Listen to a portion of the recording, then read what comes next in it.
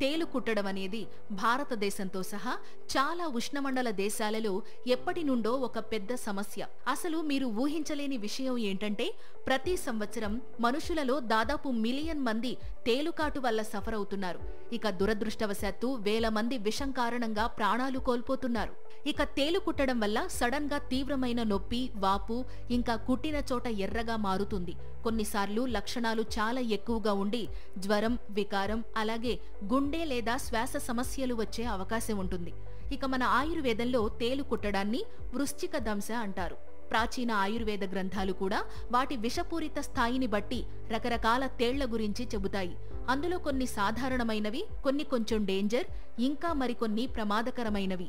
ఇక తేలు విషం శరీరంలోని న్యాచురల్ బ్యాలెన్స్ ను దెబ్బతీస్తుందని, ముఖ్యంగా కదలిక ఇంకా నాడీ సంకేతాలకు బాధ్యత వహించే వాత శక్తిని ఇది ఎఫెక్ట్ చేస్తుందని ఆయుర్వేదం వివరిస్తుంది. ఇక తేలు కుట్టిన తరువాత ఆయుర్వేద చికిత్స ఎలా జరుగుతుందంటే ఇక్కడ ముఖ్యంగా 3 విషయాలపై ఆయుర్వేదం దృష్టి పెడుతుంది. 1 నొప్పిని తగ్గించడం, 2 వాపును నియంత్రించడం, ఇంకా 3 విష ప్రభావాన్ని ఆపడం. ఉదాహరణకు ఒక స్పెషల్ మూలికా పేస్ట్ను తేలు కుట్టిన ప్రదేశాన్ని చల్లబరచడానికి ఇంకా విషాన్ని బయటకు తీయడానికి ఉపయోగిస్తే వెచ్చని స్వేదనం కండరాలను విశ్రాంతి పరచడానికి అలాగే నొప్పిని తగ్గించడానికి ఉపయోగిస్తారు. ఇంకా తేనె, నెయ్యి లేదా మూలికా కషాయాలతో చేసిన పానీయాలను శరీరాన్ని లోపల నుండి శాంతింపచేయడానికి ఉపయోగిస్తారు. ఇందులో ఒక ప్రసిద్ధ చికిత్స ఏంటంటే హింగ్వాది గుళిక. ఇది ఒక సాంప్రదాయ ఔషధం.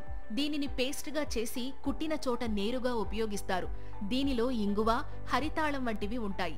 వాటి యాంటీటాక్సిక్ ఇంకా నొప్పి ఉపశమన లక్షణాలు తేలు కుట్టడంపై బాగా పనిచేస్తాయి.